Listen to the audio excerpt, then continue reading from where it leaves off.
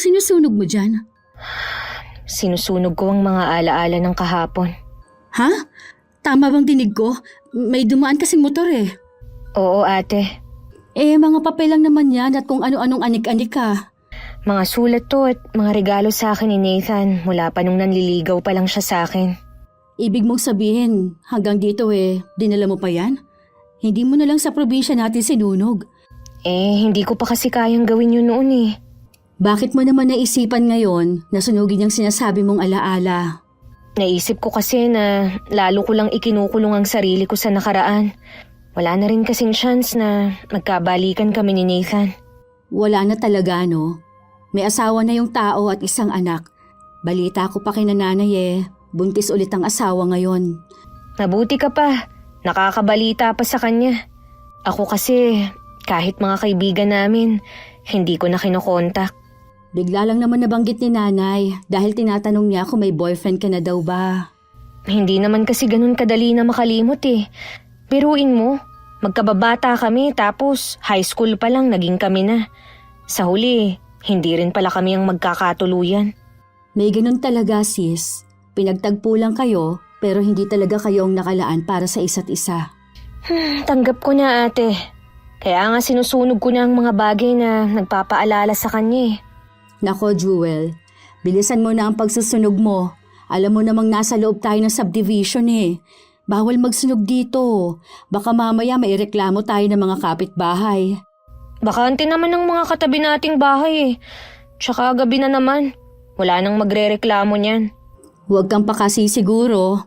Madami pa ba yan? Konti lang to Ate Mia. Pambihira ka naman kasi eh. Bakit kailangan pa kasing gawin yan? Sa atin walang magrereklamo. Ayan, wala na. Tara nang pumasok sa bahay. Ang tunay na pag-ibig ay hindi tinatago. Ang dangal ng isang tao ay nasusukat sa kanyang mga desisyon. Huwag gumawa ng bagay na ikahihiya sa huli at makakasakit sa damdamin ng iba. Dahil sa bawat masamang ginawa, laging may kaakibat na karma. Magandang araw, Miss Gwen. Tawagin niyo na lamang ako sa pangalang Jewel. 40 years old at tubong Leyte. Bunso ako sa 4 na magkakapatid at ako na lang ang walang asawa sa amin. Gusto ko po magbahagi ng aking karanasan sa inyong channel. Sana po ay mapili ninyo ang aking sulat. At sana magbigay ito ng inspirasyon at aral sa lahat. Sino ang sinisilip mo dyan, ate? Mukhang may lilipat na dito sa katabi nating bahay. Nililinisan kasi ang buong paligid eh. Pamilya kaya ang lilipat? Malalaman natin sa mga susunod na araw. Oh, aalis ka ba? Oo. Susubukan kong mag-apply ng trabaho sa kumpanyang sinasabi ni Grace. Akala ko ba magpapahinga ka muna sa pagtatrabaho? Naiinip din kasi ako dito sa bahay eh. Tsaka nahihiya ako sa inyo ng asawa mo. Bakit ka naman mahihiya eh? Kahit kailan naman, hindi ka naging pabigat sa akin. Dahil nakikishare ka sa gastusin dito. Oo nga, nung may trabaho pa ako. Ngayon wala na. Naisip ko nga, sana pala hindi muna ako umalis sa pinapasukan ko. Sabi mo nga, hindi ka na masaya sa trabaho mo dahil toxic ang mga kasama mo. Kaya tama lang na umalis ka. Naiisip ko din kasi ang mga magulang natin. Hindi na ako nakakapagpadala eh. Hindi ka naman nila inuoblige. Tsaka may hanap buhay naman sila sa atin at sigurado namang hindi sila pinababayaan ng mga kapatid natin doon. Nasanay na kasi ako na lagi akong nagbibigay. Kaya siguro naninibago ako. Sigurado ka na ba na gusto mo na ulit magtrabaho? Kapag natanggap ako, edi magtatrabaho na ako. Akala ko ba gusto mo mag-abroad habang bata ka pa? Oo nga. Kaya lang, baka hindi ko kayanin ng homesick kapag nandun na ako. Mahirap talaga ang buhay sa ibang bansa. Si Joseph nga kahit matagal na sa Taiwan, nalulungkot pa rin. Lagi niya kaming iniisip ng anak niya. Sabi ko nga, tapusin na lang niya ang kontrata at wag nang bumalik. Total, may ipon naman na kami. Oo nga, magnegosyo na lang kayo. May sarili na naman kayong bahay at isa lang naman ang anak niyo. Yun nga lang, nagdadalawang isip pa rin si Joseph dahil siya nga lang ang inaasahan ng pamilya niya. Yun nga lang, Sa kanya nga pala umaasa ang pamilya niya. Mahirap din maging breadwinner. Wala namang problema sa akin dahil dalawa pang nag-aaral sa mga kapatid niya. Kapag nakatapos naman ng mga ngayon, mga magulang na lang niyang susuportahan niya. Ang swerte ng pamilya ng asawa mo sa'yo. Hindi ka kasi madamot sa kanila eh. Pamilya sila ni Joseph. Natural lang natulungan niya sila. May iba ako. Tinawagan ka na ba ng inaplayan mo? Hindi pa nga eh. Hindi na rin ako umaasa. Malapit na ang bakasyon ng anak ko. Plano naming umuwi sa atin. Sumama ka na lang. Parang hindi pa ako handa na umuwi sa atin eh. Aba, 3 taon ka nang hindi nakakauwi sa atin ha? Hindi mo ba namimiss ang mga magulang at kapatid natin? Namimiss naman. Kaya lang kasi... Ano? Dahil na naman kay Nathan. Hindi ko pa kasi siya kayang harapin eh. Hindi mo naman siya makikita dahil nakatira sila sa ibang barangay. Pag-iisipan ko muna. Huwag mo nang pag-isipan. Sagot ko naman ang gastos natin eh. Tsaka mag-isa ka lang dito. Mag-aalala naman ako nun sa'yo. Isa pa, magtataka ang pamilya natin kapag hindi ka sumama. Nung mag-isa na lang ako sa kwarto ko, sinuri ko ang sarili kong damdamin. Akala ko kasi nung sinunog ko na ang mga sulat galing kay Nathan, tuluyan ko na siyang nakalimutan. Pero pagkatapos ng gabing yun, napuno na naman ng kalungkutan at pagsisisi ang puso ko dahil sa ginawa ko. Kaya siguro para akong nawalan ng gana sa buhay. Hindi rin totoo na hindi pa ako tinatawagan ng kumpanyang inaplayan ko. Hindi ko na lang talaga itinuloy ang pagtatrabaho. Hindi ko alam kung kailan ba ako magiging handa ulit na harapin ang buhay ko. Para hindi naman ako maging pabigat kay Ate Mia, ako na lang muna ang gumagawa ng mga gawaing bahay. Ang ginagawa lang niya, hinahatid at sundo ang anak niya. Masaya naman ako sa ginagawa ko at hindi ako masyadong nag-iisip. Hinay-hinay lang sa gawaing bahay ha. Hindi naman kita kasambahay eh. Ayos lang yun. Libre naman ako dito eh. Kahit hindi mo sabihin, alam ko na may problema ka. Dinadaan mo lang sa pagiging abala mo dito. Naguguluhan kasi ako sa nararamdaman ko. Si Nathan na naman ba ang dahilan? Nitong mga nakaraang araw, ate, hindi siya maalis sa isip ko. Biglang bumalik ang mga masasayang alaala naming dalawa. Pati yung ginawa niyang pagtataksil sa akin. Isa lang ang naiisip ko. Hindi mo pa siya napapatawad ng husto sa ginawa niya. Sa loob ng 3 taon kasi, ibinuhos mo ang oras mo sa trabaho sa pag-aakalang makakalimutan mo siya. Pero ang totoo niyan, itinago mo lang sa mahabang panahon yung sakit dyan sa dibdib mo. Anong dapat kong gawin, ate? Kailangan mo siguro siyang patawarin o di kaya kausapin siya para matahimik ka na. Umalis ka kasi sa atin na hindi nakikipag-usap sa kanya eh. Ilang beses niya akong pinuntahan sa bahay para magpaliwanag, pero hindi ko siya hinaharap. Sabi nga ni nanay noon, kahit bumabagyo nandoon siya sa ulanan. Tama lang yun sa kanya. Nagtaksil na nga siya. Nagawa pa niyang pakasalan ng babaeng sumira sa relasyon namin.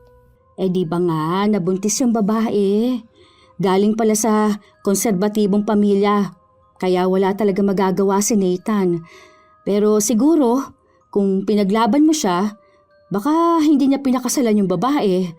Pwede naman niyang sustentuhan lang ang anak niya eh. Ang sakit kasi ng ginawa niya eh. Kaya umalis ako ron. Ako na nga ang biktima. Parang sinisisi pa ako ng mga taga sa atin. Hindi ka dapat nakikinig sa kanila. Wala lang silang magawa. Siguro nga, kung magkakausap kami ni Nathan, gagaan na ang pakiramdam ko. Ibig bang sabihin yan, sasama ka na sa amin sa pag-uwi? Oo ate, sasama na ako. Sigurado na matutuwa ang mga magulang at mga kapatid natin. Baka nga magpaiwan na rin muna ako sa atin. Tsaka ka na magdesisyon kapag nandun na tayo. Ikaw pa naman eh, pabago-bagong isip. Oo nga. Bukas nga pala, pagkatid ko kay Zion, mamimili ako ng mga pasalubong. Mabuti pa, samahan mo na ako para hindi ka laging nagbumukmuk dito sa bahay. Namumutla ka na oh. Natawa naman ako sa huling sinabi ni Ate Mia. Pero pumayag na rin akong samahan siya para makapaglibang na rin. Kinabukasan maaga akong bumangon. Pagkahatid kasi ng pamangking ko sa eskwelahan, dediretso na kami ng ate ko sa pamimili. Hinanda ko na rin ang sarili ko. Nagsuot lang ako ng komportabling damit. Alam ko na kasing matagal mamili ang kapatid ko. Mabusisi ito sa lahat ng dadamputin niya. Sinisiguro na hindi sayang ang perang ilalabas niya. Isang araw bago ang pag-uwi namin, hindi ako makatulog.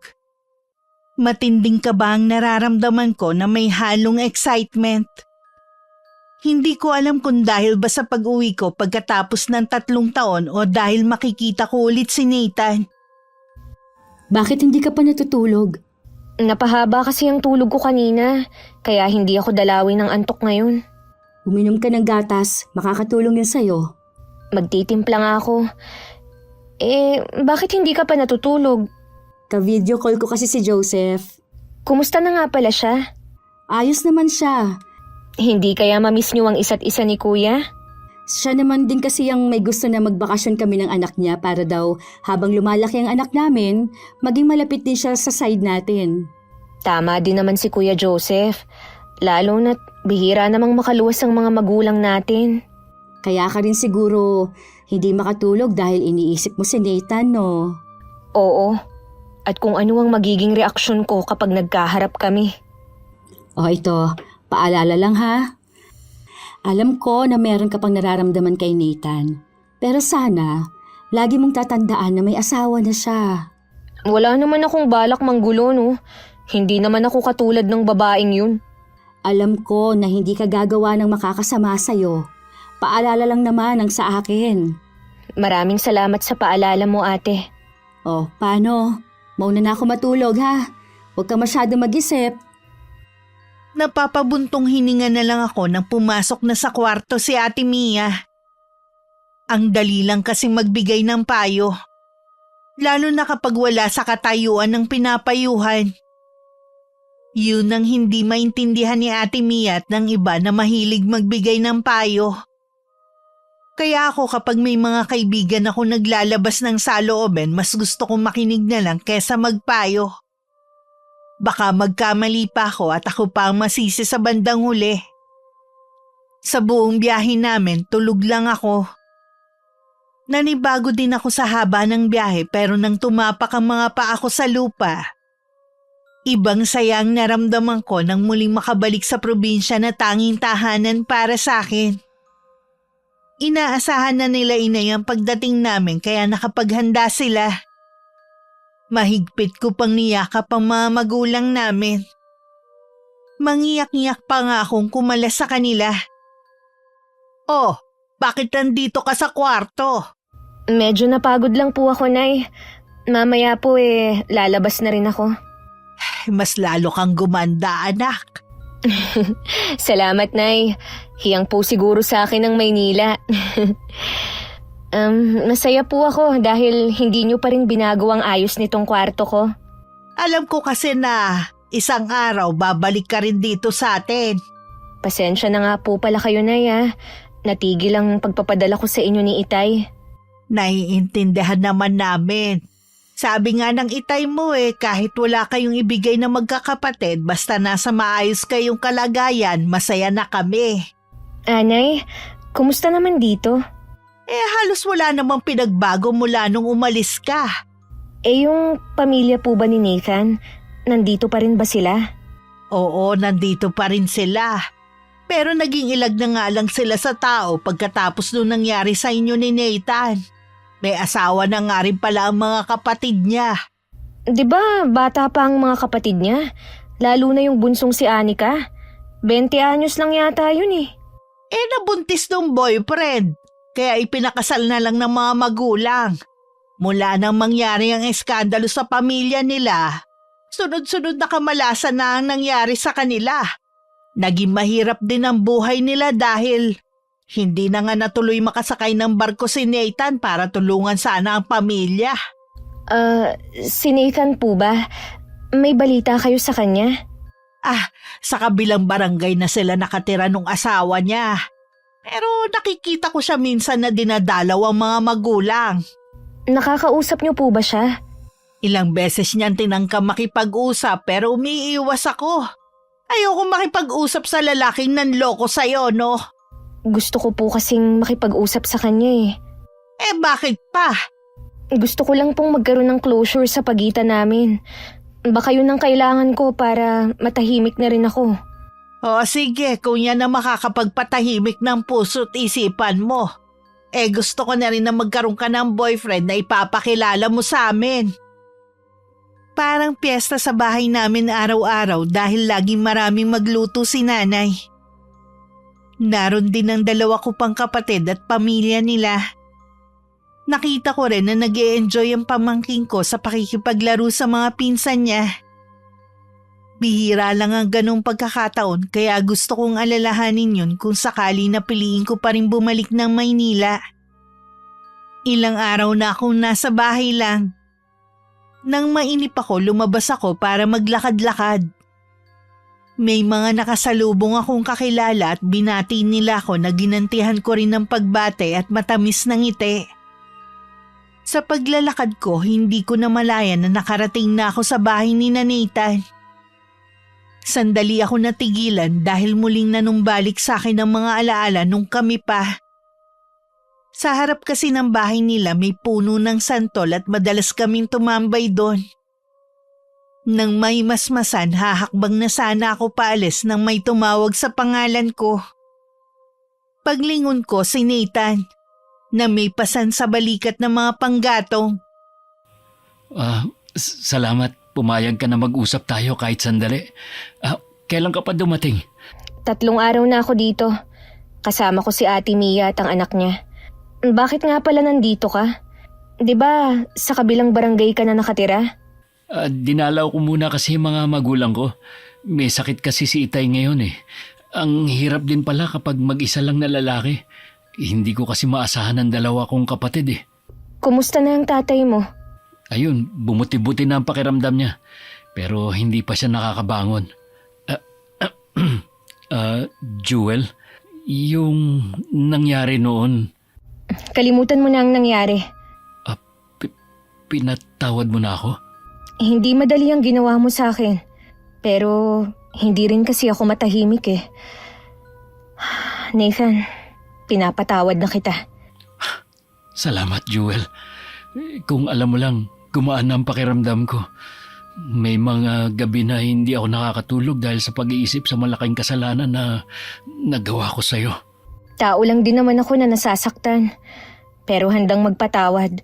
Matagal ko nang pinagsisihan ang ginawa ko noon. Nung mawala ka, sunod-sunod na kamalasan na nangyari sa pamilya ko. Hindi rin ako natuloy sumakay ng barko.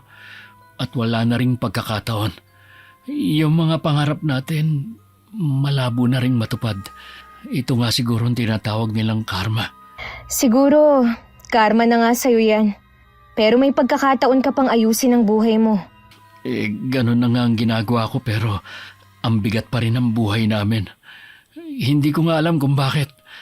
Baka ngayong pinatawad mo na ako, gagaan na rin ang buhay ng pamilya ko. Nathan, sa loob ba ng 3 taon, nagawa mong mahalin si Maureen? Mabait at maalaga si Maureen. Pero sa loob ng 3 taon, ikaw pa rin ang nasa puso ko. Kailangan ko na palang umalis. Sandali, Jewel. Wala akong balak na guluhin ka. Gusto ko lang maging tapat sa iyo sa tunay na nararamdaman ko. Ikaw ba, mahal mo pa rin ba ako? O baka may nakita ka ng iba habang nasa Maynila ka? Buong buhay ko, ikaw lang ang lalaking minahal ko.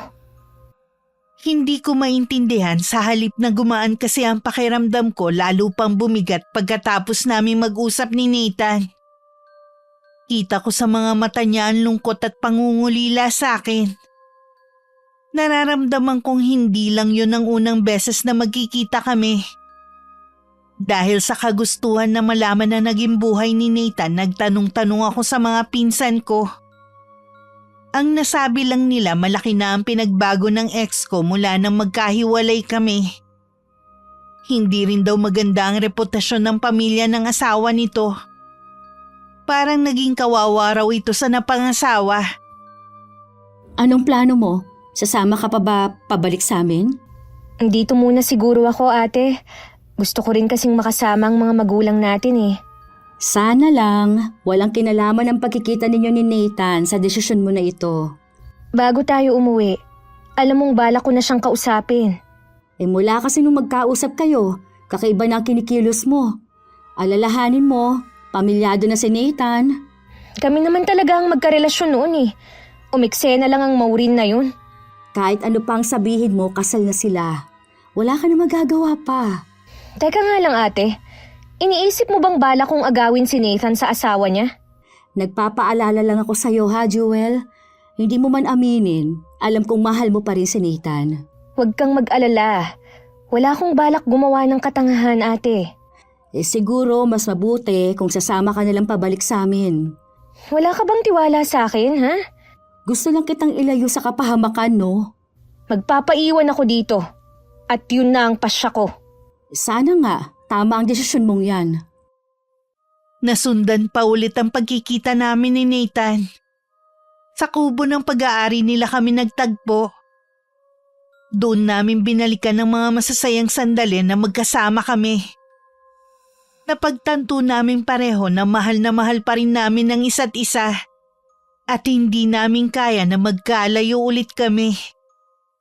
Bumibigat lang ang pakiramdam ko tuwing magpapaalam siya na uuwi sa asawa. Hindi ko maitago ang matinding selos na nararamdaman ko. Dahil na lang sa anak namin kaya ako umuwi sa amin. Alam ko, pero hindi ko talaga maiwasang hindi makaramdam ng selos. Uy, hindi ka dapat magselos. Mula noon hanggang ngayon, ikaw lang ang mahal ko. Kailan mo ba siya hihiwalayan?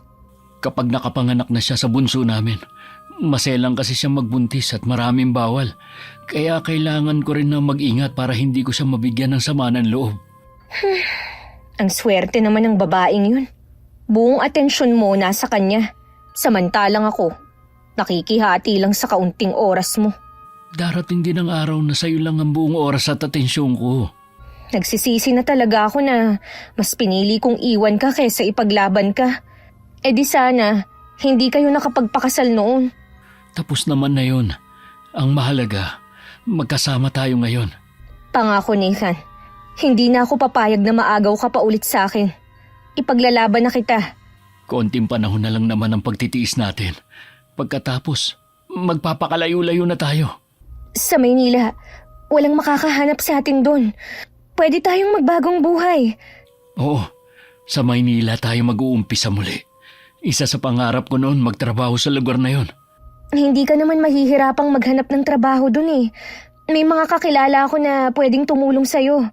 Magtatrabaho din ako para mabilis tayong makaipon. Yun nga lang, hindi kita pwedeng pakasalan gaya ng pangarap mo noon. Kasal na ako sa asawa ko. Hindi na yun mahalaga sa akin. Ang gusto ko lang, magkasama tayo habang buhay. Salamat, naiintindihan mo ko. Malaki rin kasi ang pagkukulang ko sa'yo eh. Hanggat kaya kong intindihin ka, gagawin ko. Hindi naman habang buhay na ganito ang sitwasyon natin eh. Napatago ang pagkikita natin. Oo naman, pupunan ko ang 3 taon na pagkakalayo natin. Yan ang pangako ko sa'yo. Alam ko naman na malaking kasalanan ang ginagawa namin ni Nathan. Pero sa loob ng 3 taon, nun lang ulit ako naging totoong masaya. Pakonsuelo na lang sa sarili ko na kami naman talaga ni Nathan na nagmamahalan. Inagaw lang siya sa akin ni Maureen. Naging regular na ang pagkikita namin ni Nathan. Bihira na lang siyang umuwi sa asawa. Minsan habang magkasama kami napansin kong tahimik siya. Nang hindi na makatiis, tinanong ko na siya kung ano ang problema. Nakakahalata na kasi si Maureen. Anong ibig mong sabihin? Alam niyang may ginagawa ako sa likod niya. Anong sinabi mo sa kanya? Hindi ko siya mapakalma sa paliwanag ko eh. Kung ganun pala na nagkakahinala na siya, tuluyan mo na siyang iwan. Umalis na tayo sa lugar na to. Hindi ganun kadali ang gusto mong mangyari. Di ba ito naman ang plano natin? Bakit nag-aalangan ka ngayon? Di ba sabi ko sa'yo, maselan ang pagbubuntis ni Maureen? Ayoko na dahil sa akin mapapahamak sila na magiging anak namin. Nathan, hindi mo ba naiisip? Mas mabuti nga kung tuluyan na siyang mawawala eh. Magiging malaya na tayo sa pagmamahala natin. Hindi naman ako masamang tao para iwan sa ganong kalagayan si Maureen. Hindi kakayanin ng konsensya ko kapag may masamang nangyari sa kanya. Kung ano man ang mangyari, karma na yun sa kanya. Dahil sa pangaagaw niya. Huwag na nating balikan ang nakaraan. Kung hindi nga dahil sa kanya, wala tayo sa ganitong sitwasyon eh. Siya ang may kasalanan ng lahat. Nandun na nga tayo. Pero hindi ako pwedeng magalit sa kanya. Leche talaga siya. Kung kaharap ko siya ngayon, baka nasakal ko na siya. Relax ka lang. Hindi madadaan sa init ng ulo ang problema natin. Natatakot kasi ako eh. Na baka mamaya hilingin mo sa akin na hindi na muna tayo magkita. Yun nga sana ang gusto kong mangyari sa... Hindi! Hindi ako papayag! Ayoko! Pansamantala lang naman eh. Para lang mawala ang pagdududa ni Maureen. Bakit kailangan ako na naman ng magsakripisyo, ha? Kahit naman ako magsasakripisyo din. Sabihin mo nga, mahal mo na ba ang asawa mo? Napamahal na ba siya sa'yo? Kahit kailan, hindi ko siya natutunang mahalin. Ikaw lang ang mahal ko. Wala nang iba. Ah, talaga? Kaya ba magiging dalawa na ang anak nyo? Maniwala ka sa akin. Siyang gumagawa lagi ng paraan para may mangyari sa amin. Hindi ko alam kung paniniwalaan pa ba kita. Baka mamaya, sinasabi mo lang yan para bilugin ang ulo ko. Maniwala ka naman sa akin. Sa pagkakataong to, ikaw ang pipiliin ko. Humihingi lang ako sa iyo ng panahon. Lalayo na tayo sa lugar na to. Promise. Marami pang matatamis na pangako ang binitiwan ni Nathan. Dahil baliw ako sa pagmamahal sa kanya, nagpatangay naman ako. Nagkasundo rin kami na hindi na muna magkikita dahil dun muna siya sa asawa niya. Kahit mabigat sa dibdib na ilang araw din kaming hindi magkikita, masaya naman ako dahil sa mga plano namin. Gusto ko nang hilahin ng mga araw para dumating na ang araw na yon. Pagdating sa bahay, sinalubong ako ng sampal ni Ate Mia. Matalim din ang mga titig niya sa akin. Hawak ang nasampal na pisngi, nagtatanong ang tingin ko sa kanila ni Inay. Ate Mia, bakit mo ko sinampal? Ano ba ang naging kasalanan ko sa'yo? Nay! Nagtatanong ka pa talaga? Akala mo yata hindi namin alam ang ginagawa mo? Hindi ko alam ang sinasabi mo. Ano ba kasing ikinagagalit mo? Nakakasukay ang pinaggagawa mo? Yang pakikipagkita mo ng palihim kay Nathan?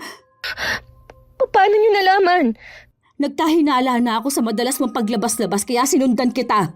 Itigil mo na yung kalokohan mo. Kung ayaw mong isumbong kita kay tatay, kilala mo siya kung paano magalit. Wala naman kaming ginagawang masama ni Nathan eh. Anong wala?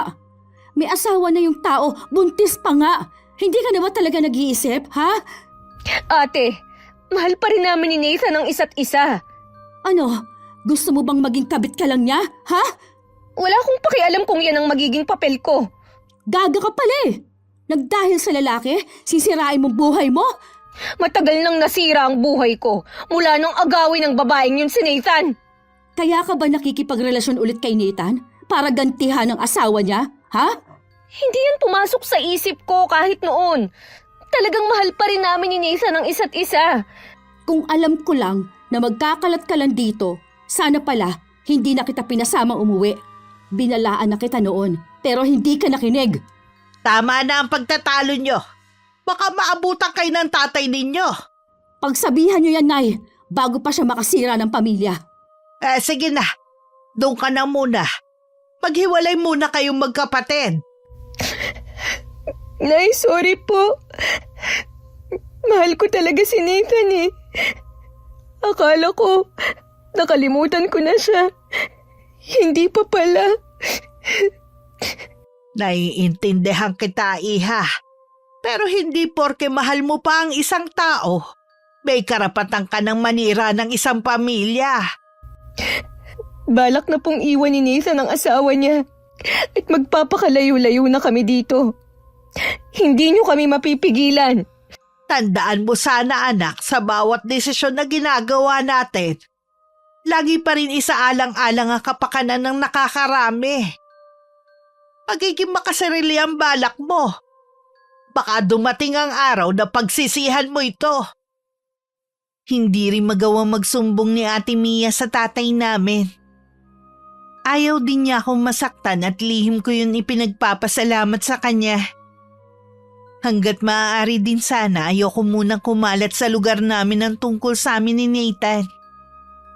Naging kainip-inip man ang mga araw na hindi kami nagkikita ni Nathan, nagkasya na lang ako sa mga chat niya. Baka daw sa susunod na araw umuwi siya dito sa barangay namin dahil nagkasakit na naman ang ama niya. Meron na daw siyang may dadahilan sa asawa. Si Ate Mia naman wala nang ginawa kundi bantayan ang bawat kilos ko.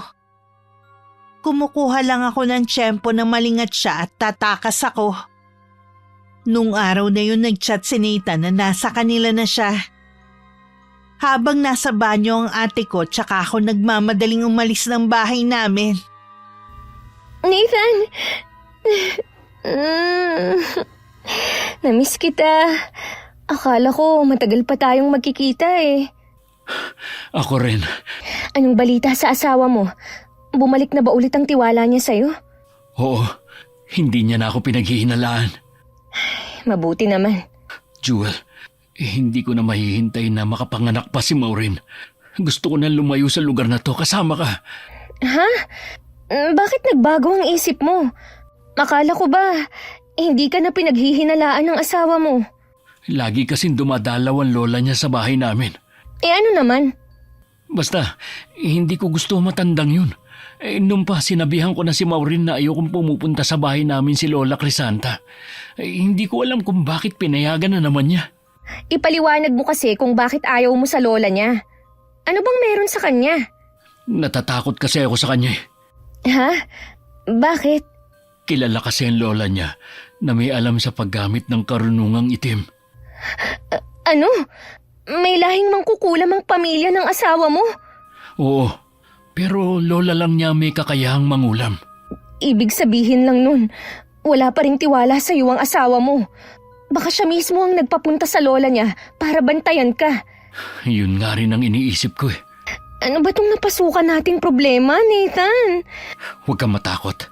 Hindi ka masasaktan ng lola ni Maureen. Mas kailangan nating mag-ingat ngayon. Hindi birong kalaban ng isang mangkukulam. Alam ko, pero may isang kaibigan ako na nagsabi na kapag daw nakatawid tayo ng dagat, hindi na raw tatalab ang kulam. Kaya bago pa nila matuklasan ang relasyon natin, haalis na tayo. Ihahanda ko na ang mga gamit ko. Magpapaalam lang ako sa mga magulang ko. Sana gumaling na si Itay sa mga susunod na araw. Pag-uwi ko ng bahay, nasa sala si ate, halata na hinihintay niya ako. Hindi ko na lang siya pinansin. Basta tuloy-tuloy ako sa kwarto ko para magpalit ng damit. Akala ko nga susundan niya ako pero nang lumabas ako, wala na siya sa sala.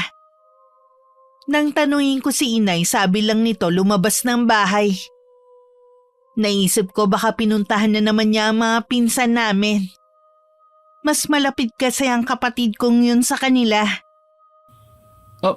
Ate Mia, anong ginagawa mo rito? Tigilan mo na ang kapatid ko. May pamilya ka na. Kaya sa kanila mo nilang ituon ang buong atensyon mo. Hindi mo kasi naiintindihan, ate. Naiintindihan ko na mahal ninyo pa ang isa't isa pero hindi namin kayo kukonsintihin sa mali ninyong ginagawa. Ikaw ang lalaki, dapat ikaw ang umiwas. Madali lang sabihin yan dahil wala ka sa kalagayan namin. Ano bang balak mo kay Jewel? Habang buhay gawing kabit? Hindi ganyan ang buhay na gusto namin sa kanya. Itutuloy namin ang mga naudlot namin pangarap noon. Huwag mo naman sana kaming hadlangan. Kung binata ka pa, hindi kami tututol. Kaya lang may asawa ka na nga at buntis pa ang asawa mo ngayon. Kahit kailan, hindi ko minahal si Maureen. Eh di sana, hindi ka nagpakasal sa kanya. Yun ang malaking pagkakamali na nagawa ko at pinagsisisihan ko na yun. Isipin mo naman sana ang anak at magiging anak mo. Mahal ko sila at hindi ko naman sila pababayaan eh. Nakikiusap naman ako sa'yo, Nathan. Layuan mo na ang kapatid ko. Pasensya ka na ate. Hindi kita mapagbibigyan.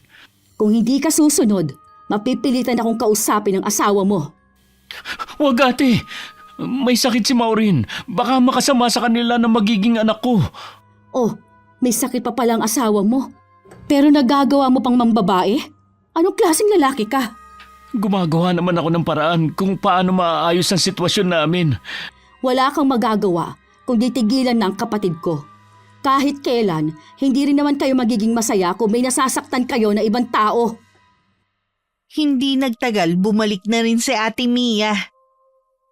Paglabas ko ng kusina, nakatayo na siya sa may sala, hindi may pinta ang muka. Hindi ko na lang siya pinansin.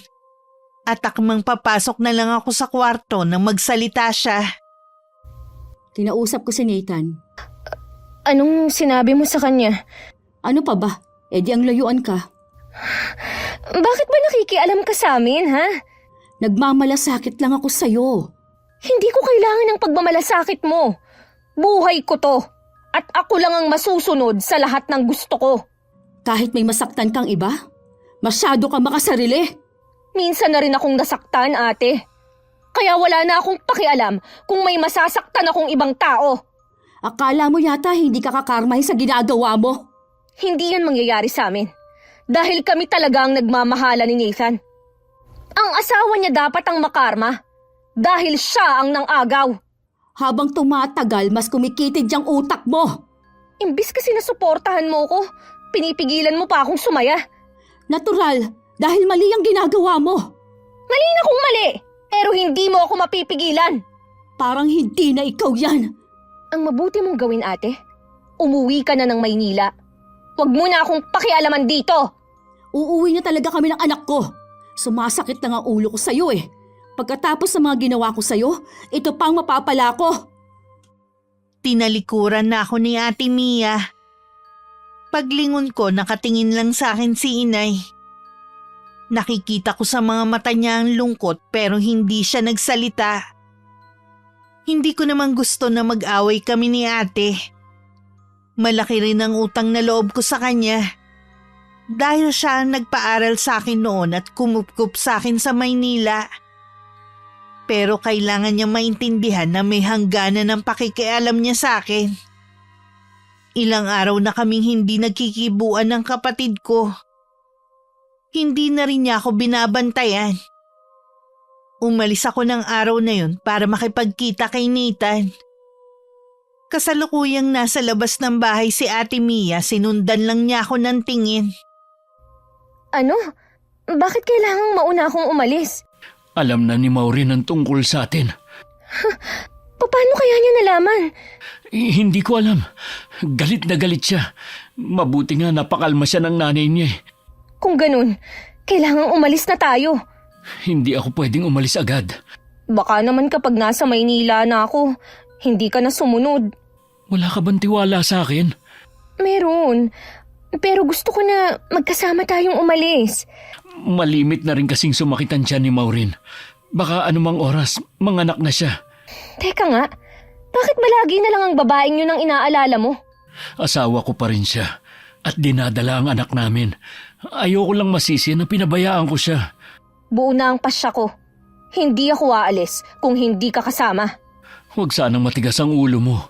Ikaw lang ang inaalala ko. May palagay ako na nagsumbong na rin si Maureen sa lola niya. Ayoko lang na mapahamak ka. Hindi pa rin ako aalis. Hindi ako natatakot sa matandang yun. Hindi na muna ako makikipagkita sa'yo. Gusto kasi ni Maureen, lagi akong nasa tabi niya hanggang makapanganak siya. May magagawa ba ako? Siya naman ang asawa eh. Pangako, kapag nakapanganak na siya, sasabihin ko na sa kanya na gusto ko na makipaghiwalay. Paano kung hindi siya pumayag? Makikipaghiwalay pa rin ako sa kanya sa ayaw at sa gusto niya.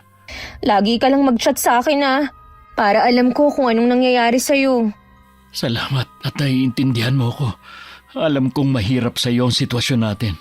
Gusto ko pa rin na umalis ka na dito at bumalik na sa Maynila kung saan hindi ka maaabot ni Lola Crisanta.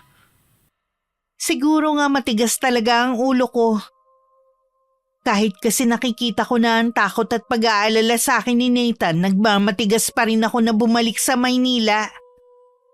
Ilang araw pagkatapos ng huling pagkikita namin ni Nathan, pakiramdam ko parang laging may lihim na nagmamasid sa akin.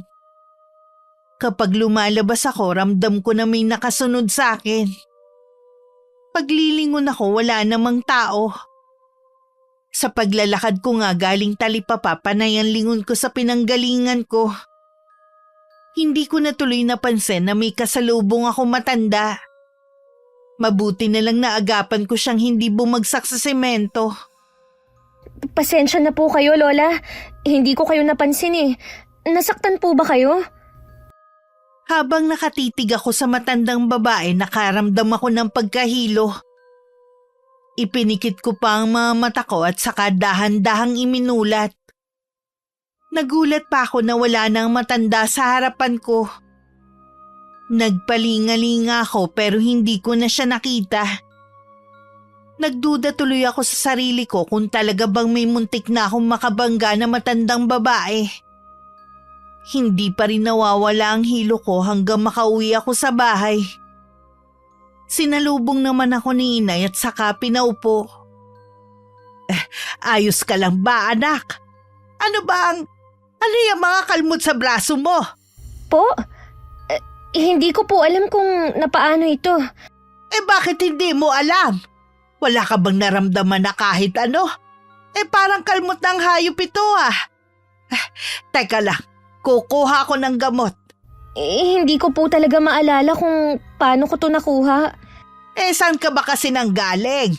Sabi mo diyan ka lang sa Talipapa. Doon nga po ako galing.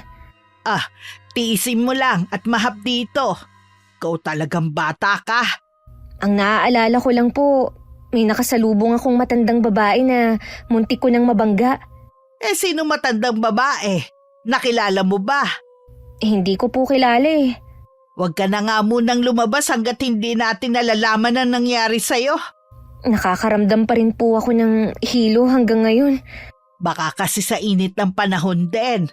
Kahit kasi maaga pa, masakit na rin sa balat ang init ng araw. Kaya nga nagyayaya ang mga pinsan mo na maligo sa ilog mabuti na lang pala nagpaiwan ako. Ano pa ang nararamdaman mo? Wala na po. Sino kaya ang misteryosang matandang yun? Sigurado po ako na hindi siya taga rito. Kilala ko halos ang matatanda dito sa atin Hindi ko pa siya nakikita noon. Malamang nga. Wala naman ako nababalitaan na bagong lipat sa lugar natin Magpapahinga na lang po muna ako sa kwarto, Nay. Sige, namumutla ka nga. Baka mamaya bumuti na rin ang lagay mo. Paglapat pa lang ng likod ko sa higaan, mas lalo ako nakaramdam ng pagkahilo. Ipinikit ko na lang ang mga mata ko hanggang sa makatulog ako. Nagising lang ako nang marinig na tinatawag ako ni Nathan. Agad ko siyang hinanap sa paligid pero wala naman siya. Naiiling na lang ako nang maisip ko na baka panaginip lang yon. Bumangon na rin ako at lumabas. Kumakalam na rin kasi ang sikmura ko. Naalala ko na hindi rin ako nagtanghalian. Wala si inay sa buong bahay. Ilang beses ko rin siyang tinawag pero hindi siya sumasagot. Lumabas ako sandali, baka nasa kabilang bahay lang. Pero saradong-sarado ang bahay, nakamag-anak din namin ang nakatira. Papasok na sana ako sa loob nang mapansin ko ang isang matandang babae na parang pamilyar sa akin. Nang lalapitan ko siya, mabilis siyang tumalikod at naglakad palayo. Hindi ako maaaring magkamali. Siya ang matanda kanina. Jewel, may sinabi si inay. Patingin nga ng braso mo. Hindi mo ba talaga maalala kung paano ka nagkaroon ng mga kalmot? Hindi Mabuti pa magpatingin ka sa doktor. Baka mamaya ma-infection niyang sugat mo. Nalinisan at nalagyan na rin naman ito ng gamot ni inay. Hindi naman na kumikirot Sumunod ka na lang para din to sa'yo. Sige na nga. Oh, bakit nakangiti ka dyan? Kasi kinakausap mo na ako eh. Galit pa rin ako sa'yo, pero hindi ko matiis ang kalagayan mo. Ate, meron pa akong sasabihin. Ano yon? Binanggit ba sa'yo ni nanay yung tungkol sa matandang babae? Oo, o ano naman ang tungkol sa kanya? Nasa labas siya kanina. Lalapitan ko sana siya kaso bigla siyang umalis. Sino nga kaya siya, no? Anong pake niya sa'yo? Yan din ang iniisip ko kanina pa. Inaalam na nga ni nanay kung sino siya eh. Hindi daw maganda ang kutob niya. Pwede ba ate? Bukas na lang tayo pumunta sa doktor.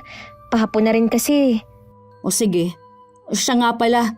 Tuloy pa rin ba ang plano ninyo ni Nathan? Oo ate. Alam na rin naman ng asawa niya ang tungkol sa amin eh. Buti sana kung ganun kadali niya pakakawalan si Nathan. Wala na rin naman siyang magagawa eh. Hindi ako nawawala ng pag-asa na magbabago pa ang isip mo. Nag-uusap ulit kami ni ate. Sinamahan din niya ako sa ospital para ipatingin ang sugat ko at maresetahan na rin ng tamang gamot. Habang pauwi, nag-chat sa akin si Nathan. Bumalik na raw siya sa bahay ng mga magulang niya. Tuluyan na niyang iniwan ng asawa. Hindi ko mapigilan na mapangiti sa nalaman. Nung araw ding yun, nagkita kaming dalawa pero hindi sa kubo. Sa bahay ko siya pinuntahan. Hindi naman nagulat ang mga magulang niya nang makita ako. Akala ko ba manganganak na ang asawa mo? Baka maaga siya mapaanak kung lagi niya akong makikita. Wala na kasi kaming ginawa kundi ang mag-away. Itutuloy na ba natin ang plano? Kahit hindi na kami magkasama, kailangan ko pa rin siyang hintayin na mga anak. Kung lagi ka naman yung inaaway eh. Ayaw niya kasi makipaghiwalay.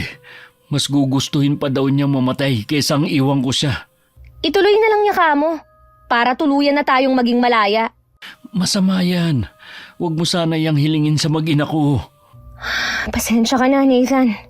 Asawa mo nga ang dahilan ng paghihiwalay natin noon. Tapos siya pa ang may ganang manakot. Ganon niya ako kamahal. Ayaw niya akong mawala sa kanya. Baka madala ka na naman ng awa sa kanya. Naaawa nga ako sa kanya pero hindi dahilan yon para hindi ko siya hiwalayan. Bakit nga pala naka-long sleeves ka? Ang init ng panahon. Para matakpan ang mga sugat ko sa braso. Ha? Anong sugat? Patingin nga. Mga kalmot to. Hindi ko nga maalala kung paano ko to nakuha eh. Ang hahaba ng kalmot na yan Paanong hindi mo alam? Hindi ko talaga maalala. Wala rin akong naramdaman nun. Wala ba kayong alagang pusa sa bahay niyo? Wala kaming pusa o kahit na aso sa amin. Ang alagang tandang lang ni tatay ang meron kami. Tsaka galing ako nun sa labas. Pag uwi ko meron na. Si nanay lang ang nakapansin. Nakakatawa naman na hindi mo alam o maalala. Totoo nga. Para bang sandali akong nakalimot sa nangyari sa akin. Pasalamat na nga lang ako at ligtas akong nakauwi sa amin eh. Huwag na nga natin pag-usapan ng kababalaghan na nangyari sa'yo. Mamaya ihahatid kita sa inyo. Hindi ka ba natatakot na may makakita sa atin? Hayaan mo sila. Ayoko na rin itago ang relasyon natin. Pwede mo naman akong ihatid. Pero hindi ka pwedeng tumuloy sa bahay. Alam mo naman kung paano magalit si Itay. Si nanay at ate pa lang kasi ang nakakaalam sa relasyon natin. O sige, sa malayo lang ako. Tatanawin na lang kita hanggang makauwi ka sa inyo. Nag-aalala lang kasi ako pagkatapos kong makita yung mga kalmot sa braso mo. Mabuti na lang walang nakakita sa amin nang ihatid ako ni Nathan. Habang naglalakad ako pa uwi, nasa di kalayuan siya at nakatingin sa akin. Nakita naman siya ni nanay at ate Mia. Kita ko ang pagkainis sa mukha nila at hindi pagkapaniwala na magagawa ko pang magpahatid.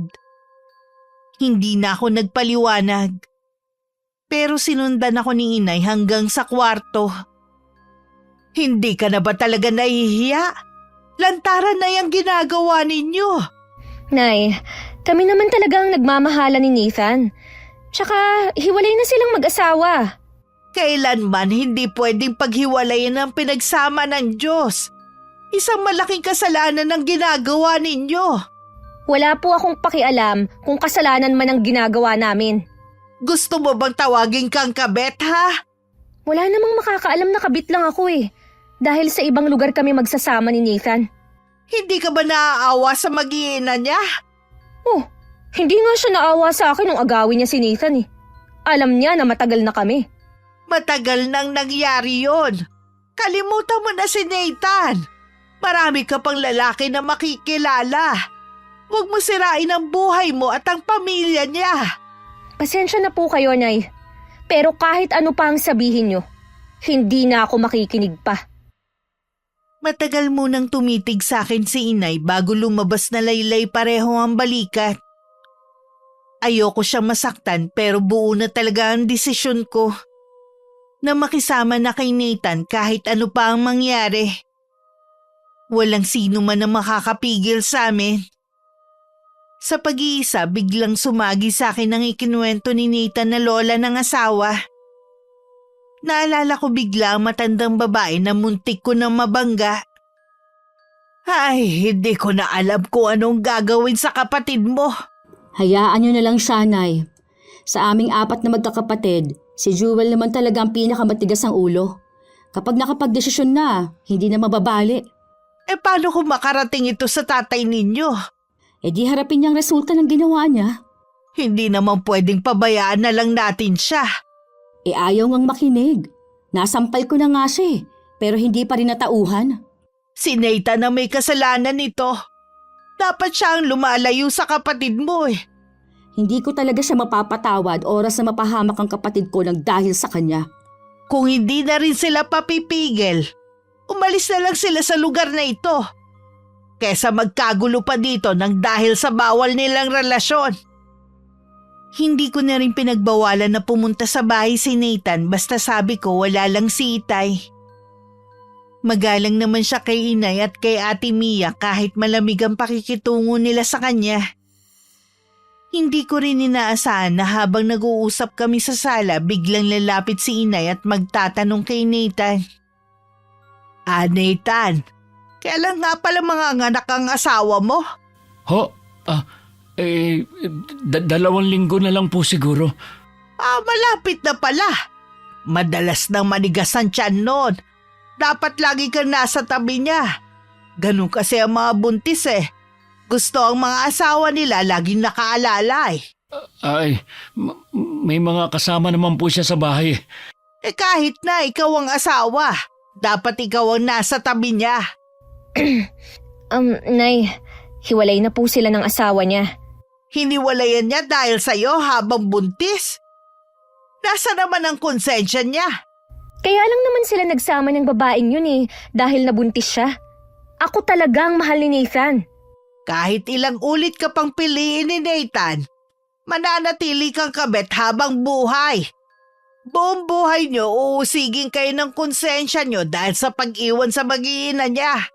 Araw-araw mararanasan niyo na pag-usapan ng mga tao. Yan ba ang gusto ninyo? Titira po kami sa lugar na walang nakakakilala sa amin. Sa tingin niyo malilinlang niyo ang mga tao sa pagpapanggap ninyong mag-asawa. Magagawa mo pa bang pumasok sa loob ng simbahan habang may nagdurusang pamilya, ha, Jewel? Paano ang pangarap mong makasal? Isasantabi mo na lang ba yon? Makukontento po ako kung ano lang ang kayang ibigay ni Nathan.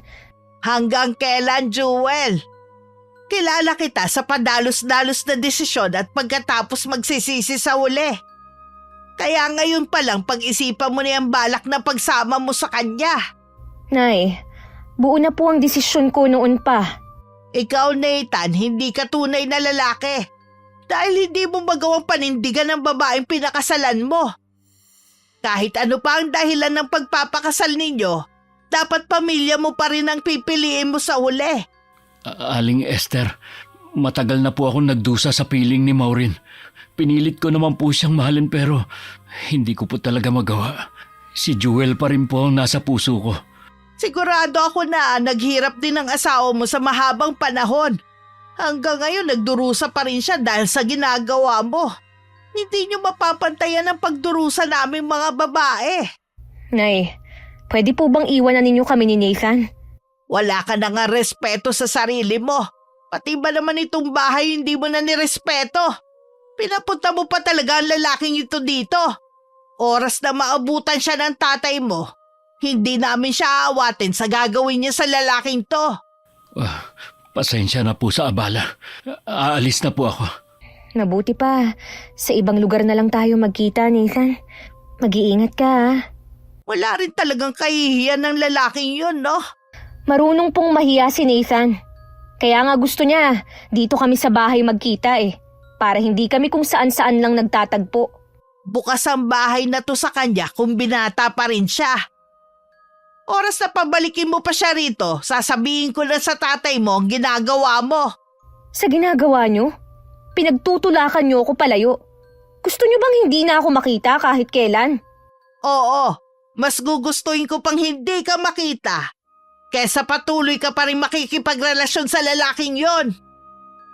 Hindi na ulit dumalaw sa bahay si Nathan. Sa kubo na lang ulit kami nagkikita. Minsan dun na rin ako nagpapalipas ng gabi. Naging manhid na rin ako sa lahat ng mga sinasabi ni inay tuwing umuwi ako sa bahay. Habang magkasama kami ni Nathan sa kubo, tsaka naman tumawag ang asawa nito. Sumenyas muna siya bago sinagot ang tawag. May ilang sandali rin sila nag-usap. Pagharap sa akin ni Nathan, problemado na naman ang itsura niya. Anong sabi niya? Nananakot na naman siya kung hindi daw ako uuwi sa bahay nila. Sana, sa akin mo pinakausap. Baka sakaling matauhan siya na wala ka ng balak makipagbalikan sa kanya. Hindi mo siya pwedeng kausapin. Baka mapaanak si Maureen nang wala sa oras. Bakit ba kasi ang tagal niyang mga anak Malapit na nga Madalas ng araw sumasakit ang tiyan niya. Gusto niyang nasa tabi daw niya ako. Ang arte naman niya. Dadalawin ko muna siya bukas. Gusto ko rin kasi makita ang anak namin Hanggang kailan kaya ako magtitiis ng ganito, Nathan? Nakakainip na Konting panahon na lang naman. Yan na namang...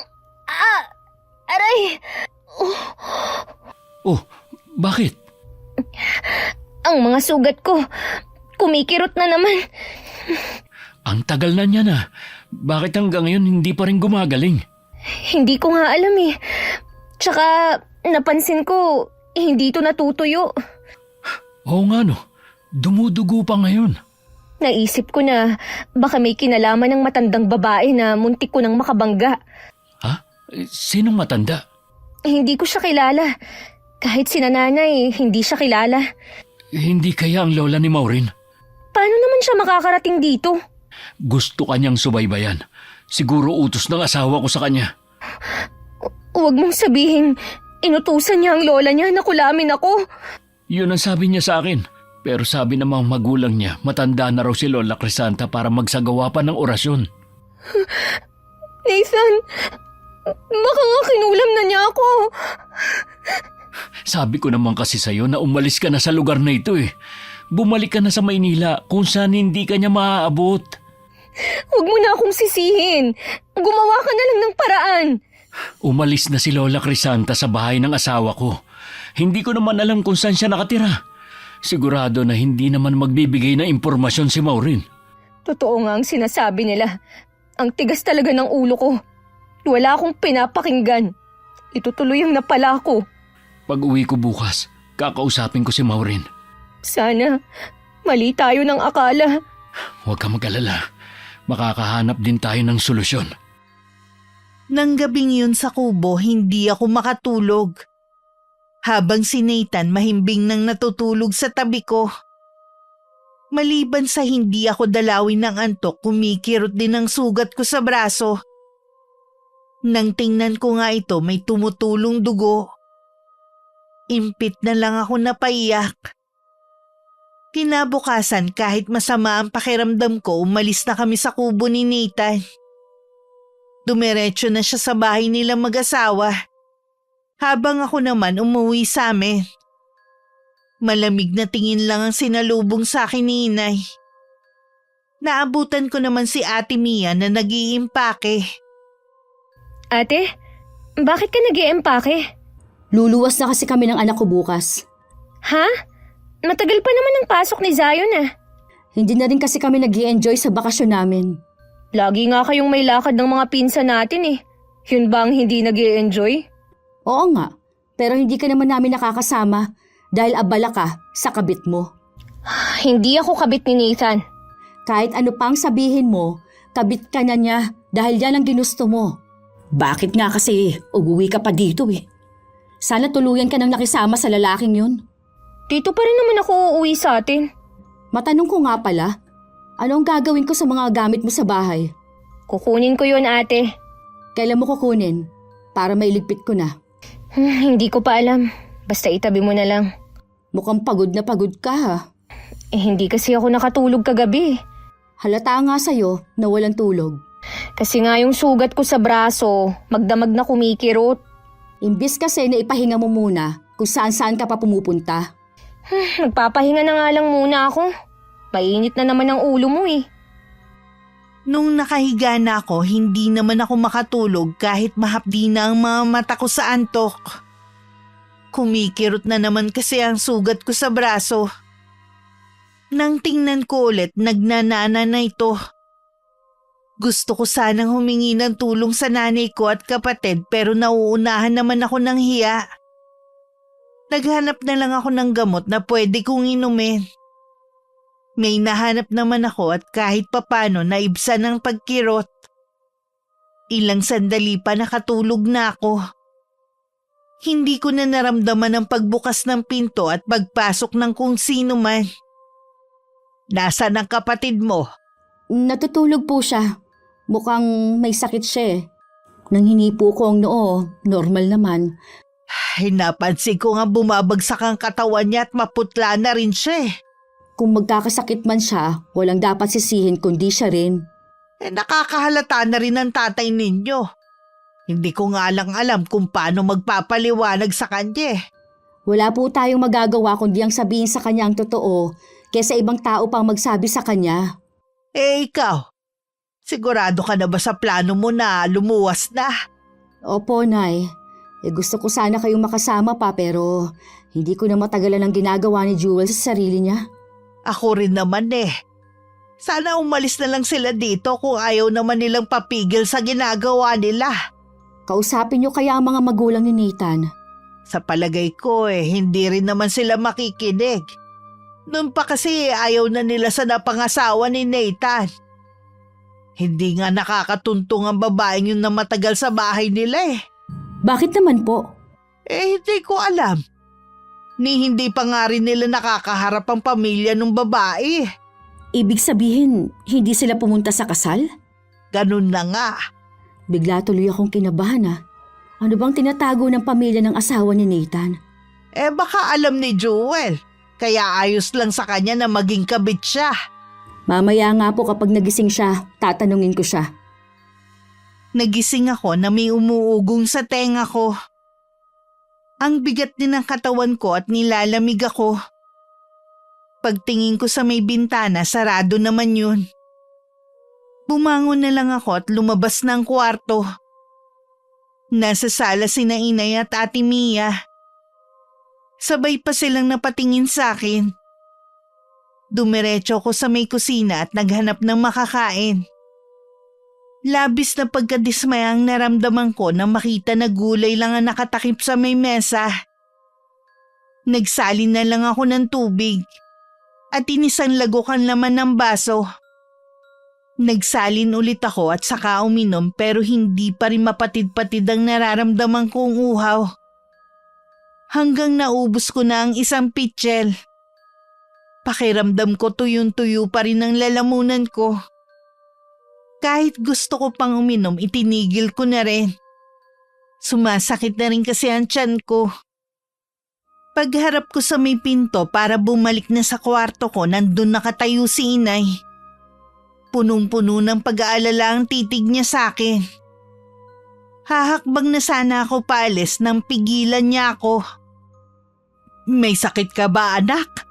Dadaling ka namin sa doktor. Hindi po, Nay. Ayos lang ako. Hindi ka mukhang maayos. Halata na may dinaramdam ka. Pumayag ka na magpatingin sa doktor, halika na. Wala nga po akong sakit. Bakit ba ang kulit nyo? Hindi mo kailangan magalit. Nag-aalala lang naman ako sa iyo eh. Kami ng ate Mia mo. Huwag niyo na lang pong ipilit ang gusto niyo. Sige, hindi na. Nagugutom ka na ba? Iinitin ko yung ulam. Ayokong kumain. Hindi ko gusto ang ulam. Paborito mo yung niluto ko na yun ah. Hindi ko nga po gusto. Sabihin mo kung anong gusto mong ulam, magluluto ako. Hindi ko pa rin po alam ang gusto ko. Kahit ano lang po. Basta wag lang gulay. Sige, bibili ko ng lutong ulam para makakain ka na agad. Tawagin niyo na lang po ako kapag nandyan na.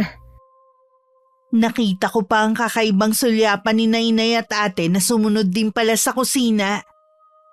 Bumalik na lang ako sa kwarto ko. Tinignan ko rin ang mga sugat ko sa braso. Mas lumala pa ito kumpara kanina. Lumalaki rin ang buka ng sugat at kita na ang laman. Hinila ko na lang ulit pababa ang manggas para matakpan ito. Namaluktot na lang ako habang takot na takot. Baka dahil sa mga sugat niya. Sinabi niya kasi kanina na kumikirot daw yun kaya wala siyang tulog. Naiinis kasi ako sa kanya kanina kaya hindi ko pinansin ang sinabi niya. Ibig sabihin hindi pa rin gumagaling yon. Baka naman po hindi hiyang sa kanyang niresetang gamot. Kung ganun kailangan natin siya mapilit na magpatingin ulit sa doktor. Ako na lang po ang kakausap sa kanya. Pupuntahan ko lang siya. Sige, lalabas din muna ako para bumili ng ulam niya. Narinig ko ang pagbukas ng pinto pero hindi ako nag-angat ng ulo para tingnan kung sino ang pumasok. Nanatili lang akong nakapamaluktot sa higaan. Bumibili na lang ulam ang inay. Ano, ayos ka lang ba? Pareho lang naman ang tanong niyo ng inay. Diba nga sabi ko okay lang ako? Kahit hindi ka umamin, alam ko na masama ang pakiramdam mo. Patingin nga ng mga sugat mo sa braso. Bakit kailangan mo pang tingnan? Gusto ko lang makita kung natuyo na. Okay na to. Hindi mo na kailangang makita pa. Ano bang tinatago mo? Bakit ayaw mo ipakita? Pwede bang lumabas ka na lang dito? Teka nga, hindi ka naman ganyan kasungit ah. Nagkakaganyan ka lang kapag may lagnat ka noon. Aaminin ko. Masama lang ang pakiramdam ko. Pero ayos lang ako. Hindi nyo na kailangang mag-alala sa akin. Pwede ba yun? Kahit ganyang katigas ang ulo mo, hindi ka namin pwedeng pabayaan kapag may nararamdaman ka sa katawan mo. Sabi ko na, may dinaramdam ka eh. Hindi ka iiyak ng ganyan kung wala. Ayoko na kasing makaabala sa inyo. Hindi ka abala sa amin. Magtapat ka na. Tingnan mong braso ko, ate. Hindi ko alam kung bakit nagkaganito.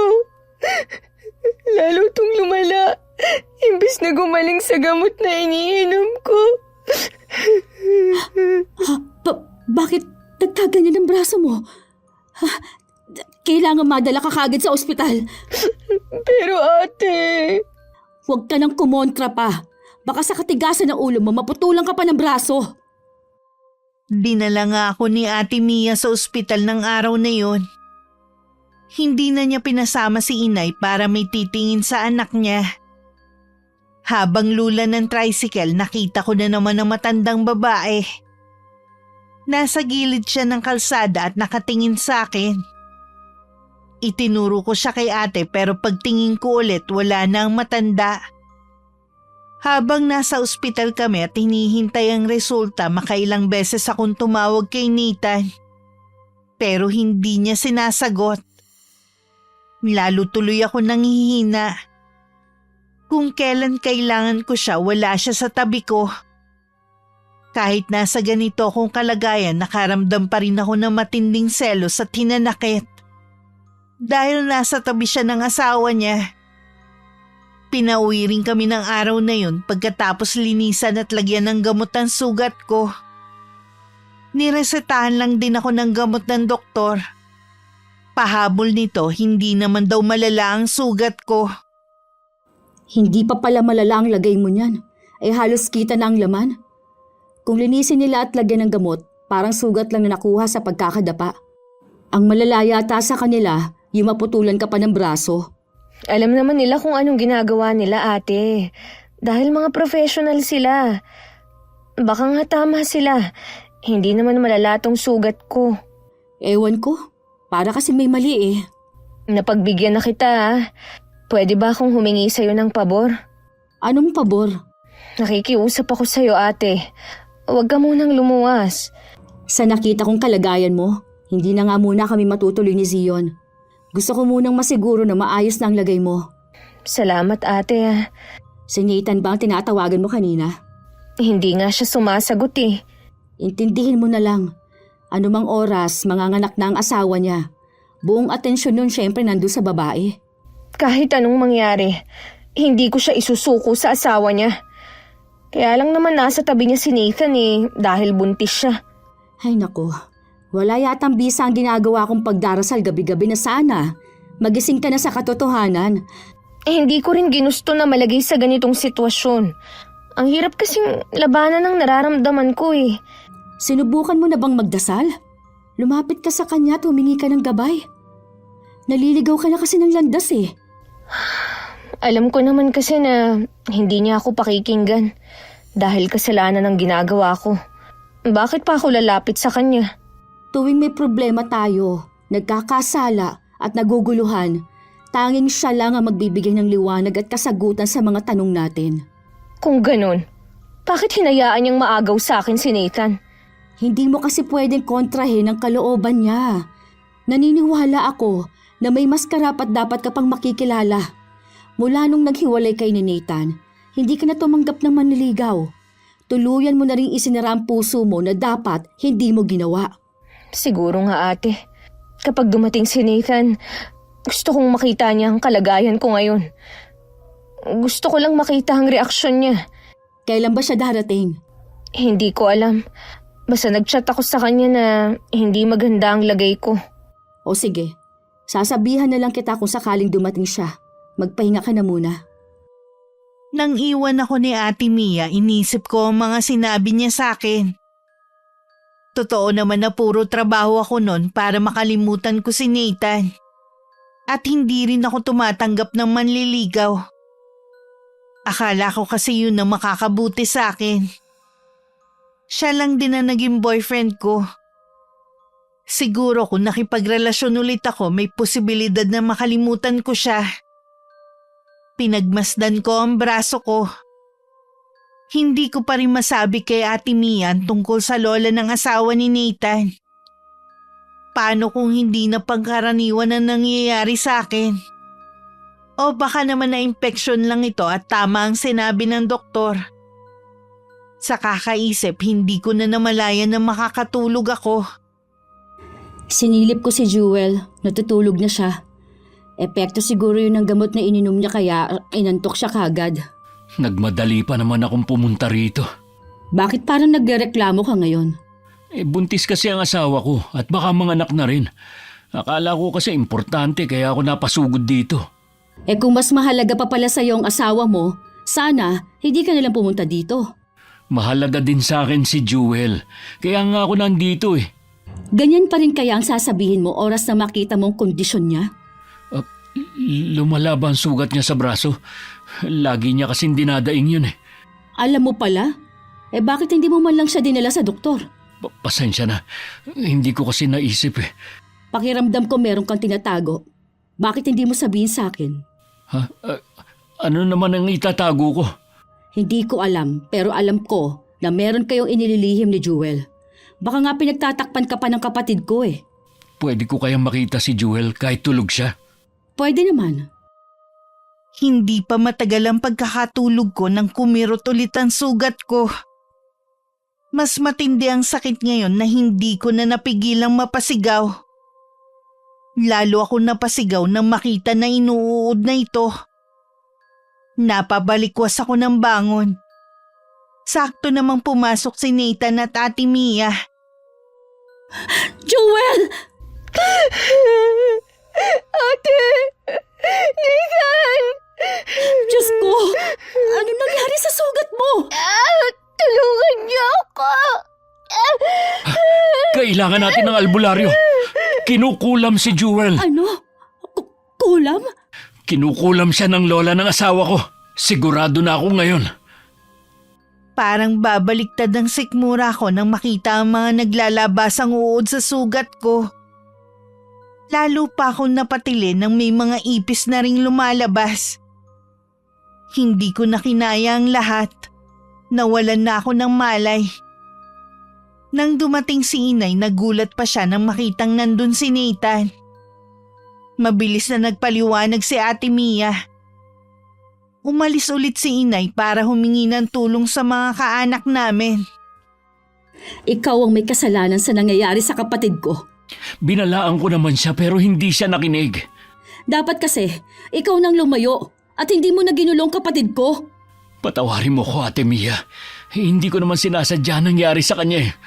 Nasaan ang lola ng asawa mo? Saan namin siya makikita? Hindi ko alam. Ilang beses ko lang siya nakita. Imposibleng hindi mo alam. Alam mo palang lahi na mangkukulam ang pamilya ng asawa mo eh. Hinayaan mo pang malaman nila ang tungkol sa inyo ni Jewel. Sa umpisa pa lang sinabi ko na kay Jewel ang lahat. Pero handa siyang harapin ang hadlang sa amin. Tanga ka pala eh. Anong laban ng kapatid ko sa mangkukulam na yon, ha? Uuwi ako sa amin. Pipilitin kong umamin si Maureen. Hindi kita mapapatawad kapag may masamang nangyari sa kapatid ko. Kayong lahat! Nagising ako na sobrang sakit ng ulo. Napahawak pa ako sa sentido ko. Nang makita na may mga insekto na naglalaglagan sa mukha ko, nagsisigaw na naman ako sa takot at pandidiri. Nilapitan naman ako ng kapatid ko. Tinakpan na lang niya ang braso ko habang pinapatahan ako. Sinabi ko rin na masakit ang ulo ko na parang binibiyak. Hinilot naman niya ito hanggang makatulog ako. Habang nakabantay sa akin ng kapatid ko, dumating naman si inay. Nalabis na nag-aalala sa kalagayan ko. Kumusta na ang kapatid mo? Ayun, katutulog lang po niya ulit. Nagsisisigaw siya tuwing nagigising. Ang tatay at tiyo Nestor nyo na lang daw ang bahalang sumundo sa kakilala nilang albularyo. Yung sinasabi ni Jewel na matandang babae, baka yun ang lola ng asawa ni Nathan. Wala tayong kamalay-malay na binigyan na niya ng sumpa si Jewel. Binaliwala natin ang nangyayari sa kanya. Sana naagapan natin siya noon pa. Masyado natin pinagtuunan ng mali niyang ginagawa. Sana naman dumating na ang albularyo. Nakatira pa daw kasi yun sa malayong barangay eh. Hindi ko kakayanin kapag nawala sa atin si Jewel. Hindi po mawawala sa atin ang kapatid ko. Magtiwala lang po kayo na gagaling siya. Nagigising na siya. Nay, kayo po ba dyan? Oo anak, parating na ang albularyo.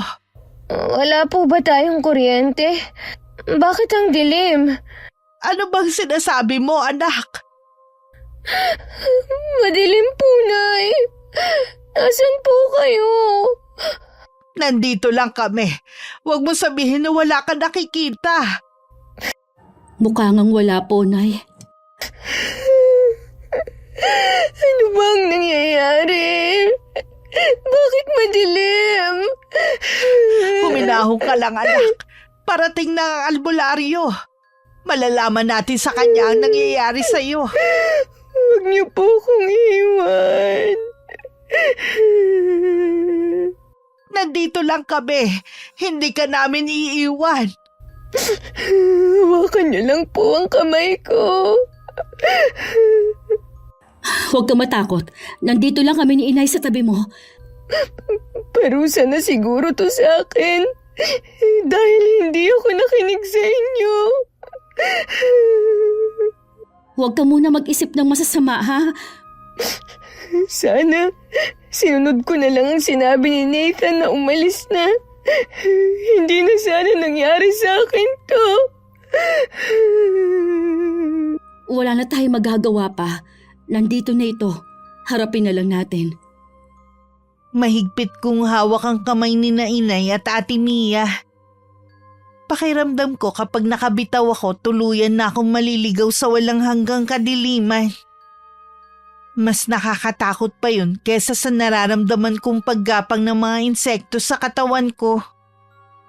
Naririnig ko rin ang mahinang dasal ni inay. Ilang sandali lang dumating na rin si Itay kasama ang albularyong si Mang Aurelio. Alam agad nito kung sino ang mangkukulam na nagbigay sa akin ng sumpa. Kilala ko si Crisanta. Malupit at walang awa. Sa paraan pa lang ng ibinigay niyang sumpa, matindi talaga ang galit niya sa'yo. Malaki po ang kasalanan ko sa apo niya. Pagagalingin muna kita bago ko ibabalik sa kanya ang sumpa. Salamat po sa inyo. Naramdaman ko na may tinapal sa mata ko na malamig na bagay ang albularyo. Umusal rin siya ng orasyon sa salitang Latin. Nagulat pa ako nang hawakan niya ang braso ko. Napakainit kasi ng kamay niya na pumapaso sa balat ko. Pakiramdam ko para akong lumulutang ng mga sandaling yun.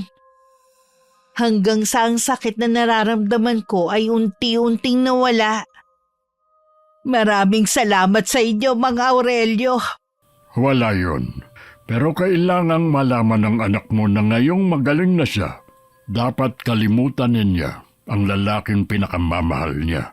Pwede kasing bumalik sa kanya ang sumpa kung hindi siya iiwas. At mas matindi pa ang mangyayari sa kanya.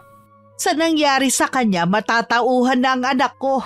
Makakapag-isip na siya. Nang makaalis ang albularyo, tsaka ko naman iminulat ang mga mata ko. Narinig ko lahat ng sinabi nito at parang piniga ang puso ko. Dahil kailangan kong layuan si Nathan. Alam ko na masakit pero yon ang tama. Alam ko naman, Ate Mia, eh.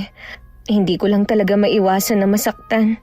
Makakalimutan mo rin siya balang araw. Kapag lumuwas kami ni Zion, isasama na kita. Hindi na namin nahayaang magkalapit kayo ni Nathan. Narinig mo naman ang sinabi ng albularyo, di ba? Gusto ko ulit makausap si Nathan sa huling sandali. Oo naman. Tatawagan ko siya mamaya para pumunta dito.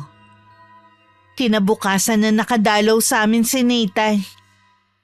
Gusto sana niya mag-usap kami sa ibang lugar pero hindi pumayag si Inay at ate. Mahigpit kasi ang bilin ng albularyo na hindi pa ako pwedeng lumabas ng bahay.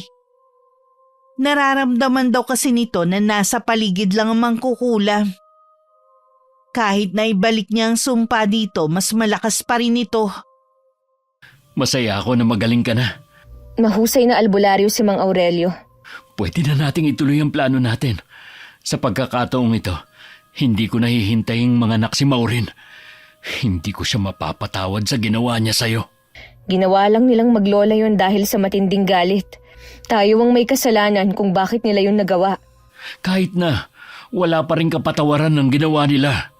Nathan, gusto kong balikan mo ang asawa at mga anak mo. Mahalin mo sila ng mas higit sa akin. Ano ba ang sinasabi mo? Seryoso ako sa sinabi ko. Balikan mo na ang asawa mo. Wala na akong balak sumama sa iyo at mamuhay sa kasalanan. Akala ko ba mahal mo ko? Lahat kaya mong harapin para sa pagmamahalan natin. Isa yung pagkakamali na pinagsisisihan ko na. Nagising ako sa katotohanan dahil sa nangyari sa akin. Gusto ko pang magpasalamat kay Lola Crisante sa ginawa niya dahil natauhan ako. Nahihiya rin ako sa asawa mo. Sana balang araw mapatawad niya ako. Sigurado ka na ba sa desisyon mo? Oo. Siguro nga, hindi talaga tayo ang para sa isa't isa dahil sa pangalawang pagkakataon, maghihiwalay na naman tayo. Alam ko na ito na ang huli nating pagkikita. Hangad ko ang kaligayahan ninyo ng asawa mo. Patawarin mo rin sana ako. May kasalanan din ako sa nangyari sa'yo. Kalimutan na natin ang pangyayaring ito. Babalik na ako sa Makalawas sa Maynila. Pwede ba kitang yakapin sa huling pagkakataon? Oo naman. Niyakap ako ng mahigpit ni Nathan. Hindi ko na rin napigilang mapaiyak. Masakit sa akin na pakawalan siya pero yun ang tamang desisyon. Kahit wala na siya, umiiyak pa rin ako. Hinayaan lang naman ako ng kapatid ko para gumaan ang pakiramdam ko. Nang maayos na ang pakiramdam ko, inayos ko na rin ang mga gamit ko. Alam ko na matagal na ulit akong makakabalik sa nag-iisang tahanan ko. Hindi madali ang pinagdaanan mo, pero mas pinili mo pa rin ituwid ang maling nagawa mo. Nakakahiya yung ginawa ko. Muntik na akong makasira ng pamilya. Piruin mo, kabit ako. Isipin mo na lang na malaking leksyon ito sa'yo na magpapaalalang hindi sapat na mahal mo lang ang isang lalaki para maging masaya. Makasarili ang pagmamahal ko. Hindi ko man lang inisip ang pamilya ni Nathan. Sana maging masaya na sila at malampasan nila ang iba pang mga problemang darating sa kanila. Nakabalik na kami sa Maynila nang mabalitaan namin kay inay na nakapanganak na ang asawa ni Nathan. Masaya ako para sa kanila. Ako naman ng mga sandaling yon abala na sa paghahanap ng trabaho. Hindi man ako handa sa ngayon, bukas na ang puso ko para tumanggap na manliligaw. Ang bawal na pag-ibig kailanman hindi magiging tama sa mata ng marami. Laging sa umpisa lang masaya. Yun ang lagi kong naisip kung natuloy ang plano namin noon ni Nathan. Naisip ko rin na hindi naman pala sa lahat ng oras masama ang kulang. Minsan mabuti rin ito sa mga katulad ko para matauhan. Sa mga katulad ng naging karanasan ko, mahalin muna natin ang sarili. Bago muling buksan ang puso sa panibagong pag-ibig. Maraming salamat po Miss Gwen sa pagbasa ng sulat ko sa inyong channel. Sana may napulot na aral at nakapagbigay na rin ng inspirasyon sa kapwa ko taga-subaybay ang binahagi kong karanasan. Wakas,